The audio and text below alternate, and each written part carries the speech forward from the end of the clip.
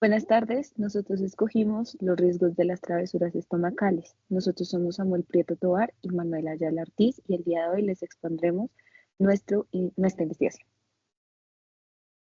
Primeramente, los contenidos que vamos a tener son la introducción, que es una célula TCD4, cómo inciden las células TCD4 en el intestino, las gráficas referentes a nuestra investigación, las referencias y al final las conclusiones. Bien, para el análisis de datos hemos seleccionado y centrado nuestro cuerpo como investigación principal. Para esto tuvimos que hacer una investigación bastante profunda para poder encontrar datos de esta parte de cómo funcionan los anticuerpos y las células dentro de nuestro organismo cuando hay una infección estomacal o una inflamación intestinal para poder identificar a las principales protagonistas, que en este caso son las células TCD4, las cuales juegan un papel crucial y es importante, muy importante, entender su función y revisar dentro de las mismas estadísticas la actividad que tienen dentro de nuestro organismo y cómo funcionan para poder ayudarnos, por decirlo así. Bueno, primero que todo vamos a hablar qué es una célula TS4. Las células TS4 son células defensoras de nuestro cuerpo que juegan como el papel principal en la defensa del intestino. Estas son como las directoras en términos generales de la organización de la defensa para contrarrestar las infecciones de virus, bacterias y hongos. La mayoría de enfermedades asociadas patógenas tienen su origen en el intestino. Entonces, ellas son el principal fuente de defensa de nuestro cuerpo. Y cuando uno sufre, digamos, una enfermedad como el VIH, estas son las principales células afectadas para que nuestro cuerpo se debilite. ¿Cómo influyen las células TH en el intestino? Las células TH predominan en esta zona intestinal. Entonces, como venía diciendo, ellas se encargan principalmente de organizar la defensa sobre todo en el intestino y son las directoras de glóbulos blancos, eh, plaquetas y otro tipo de células defensoras autoinmunes.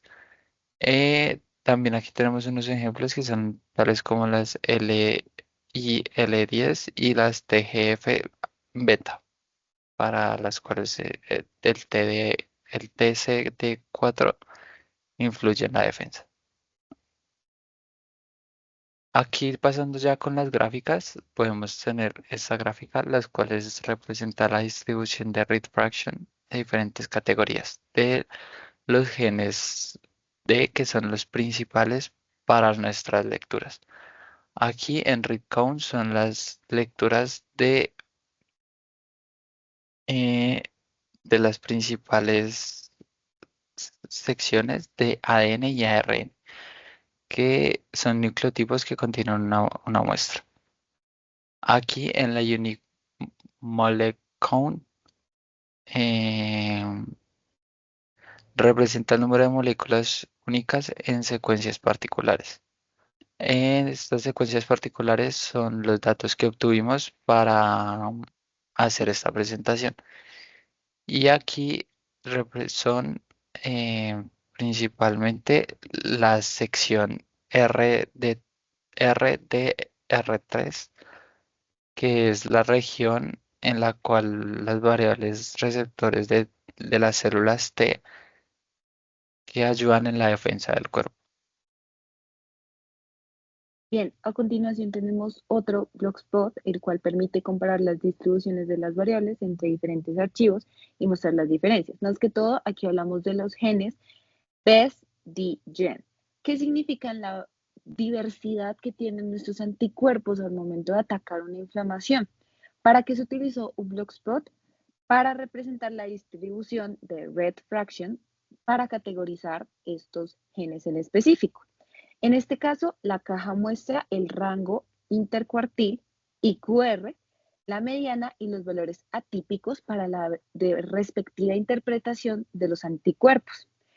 Este permite comparar la distribución entre los anticuerpos y la red fraction Identificar las categorías de valores atípicos o diferencias en las dispersiones de datos que presentamos inicialmente. Aquí tenemos una muestra también de un gráfico de dispersión en el cual se compara la red count, o sea, la cantidad de variables que nosotros hicimos en el eje Y, y la unique molecule count, que está en la parte X. Aquí muestra los patrones y detectan las tendencias que pueden tener las moléculas para pues, en la función de los organismos.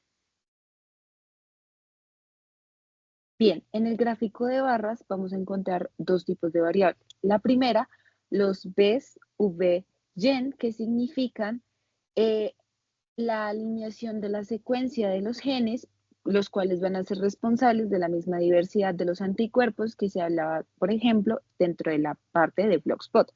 Por si acaso, la parte de Red Count significa el número total de lecturas de una secuencia particular en el contenido de ADN y ARN. Es como una lectura de la secuencia de nucleótidos que se obtiene con una mayor muestra o con varias muestras. En el caso de nuestro gráfico de barras, tenemos que su objetivo era mostrar la distribución de esta secuencia de ADN y ARN a través de las diferentes categorías de anticuerpos, que serían los BV gen, que como pueden ver son un montón, no, porque en nuestro cuerpo existen tantos anticuerpos que son casi imposibles de contar. Más que todo se utilizó para representar las categorías, que por ejemplo, lo que les digo, los genes son la parte del eje X, mientras que el número de observaciones, como ese red count, son el eje Y en cada categoría de interpretación. El gráfico de barras nos permitió comparar la frecuencia de datos y secuencias del ADN y ARN con la frecuencia de anticuerpos que salían usualmente cuando existe una inflamación dentro del organismo. En este caso, una inflamación intestinal, que es una de las inflamaciones más dolorosas y que conllevan mucho ataque por parte del cuerpo. Aquí hay un gráfico de Ponke de circular en el cual se compara las best genes, que esta es una comparación en la que se suma los genes D y B, V, para formar la región de variables de los anticuerpos. Entonces acá tenemos una cantidad enorme, que casi ni se nota bien, de los porcentajes de genes D y V que tenemos en el cuerpo para la defensa y los problemas intestinales que uno pueda tener. Y acá en un mapa de calor es casi prácticamente lo mismo. Entonces aquí se demuestra más que todo por regiones en donde tenemos las lecturas de, de los anticuerpos de nuestro sistema. Bien, es importante entender que en cada una de estas gráficas se analizó un anticuerpo en especial, puesto que nuestra investigación principal era, entre comillas, descubrir cómo las células TCD4 y cómo los anticuerpos se conllevaban para tratar una inflamación intestinal. Teniendo en cuenta eso, eh, digamos que identificamos o analizamos los datos genómicos y se descifró la sinfonía molecular que se tiene dentro del ADN y dentro de los anticuerpos cuando existe un problema interior. Para esto se identificaron ciertos patrones en conjunto como BR1, TRB y BR3, TRA, que son esos pequeños anticuerpos que aparecen en todas las gráficas en un mayor porcentaje a través de una limpieza que hicimos bastante profunda para no repetir tanto estos anticuerpos, puesto que notamos como al inicio de que se repetían bastante y que usualmente tenían el porcentaje más alto, nos preocupamos, pero con el tiempo también nos dimos cuenta que eso también nos daba una solución a nuestro problema inicial. ¿Listo? La integración de estas fuentes mostró diferencias significativas entre cada muestra, sugiriendo que los factores experimentales afectan cada repertorio de anticuerpos que tengamos. Y esto lo podemos explicar un poquito más fácil. Supongamos que tenemos 1500 canicas y cuando nosotros empezamos a purgar las canicas que están rotas, que están sucias, claramente nuestro número va a disminuir y esto permite que nosotros tengamos una mejor visualización de, en este caso, las canicas que estamos viendo. En este caso se hicieron lo mismo con los datos y por eso las longitudes CDR3 y la abundancia de los clones, así como la predominancia de algunos genes como la V y la J, pues hicieron su implicación entre los datos y nos permitieron entender cómo el caso de una vacuna, por ejemplo, el diseño de una vacuna para las inflamaciones intestinales, sirve. ¿Por qué? Porque estos anticuerpos actúan dentro de este cuerpo mejor que quizás otros. Este proyecto es solo el comienzo de quizás bastantes investigaciones para futuros estudios para predecir un poco más la afinidad de los anticuerpos y poder encontrar una solución muchísimo más efectiva a las inflamaciones intestinales y gastrointestinales.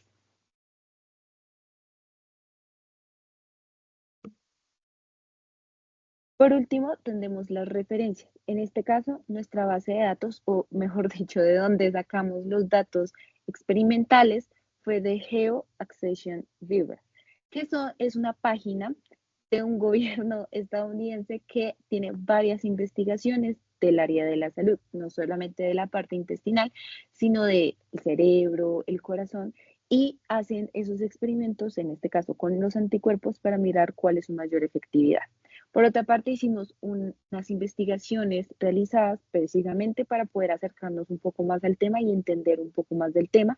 En este caso, cogimos una página que se llama Pactide, que permite entender un poco más el mundo de lo micro, el mundo de lo pequeño, de lo que viaja usualmente por nuestro cuerpo día a día, pero no entendemos hasta qué punto lo conocemos tanto. Por otra parte, también tenemos una que nos enseñó o nos explicó de una manera más profunda los tipos de gráficos y cuáles eran los adecuados para usar en esta investigación.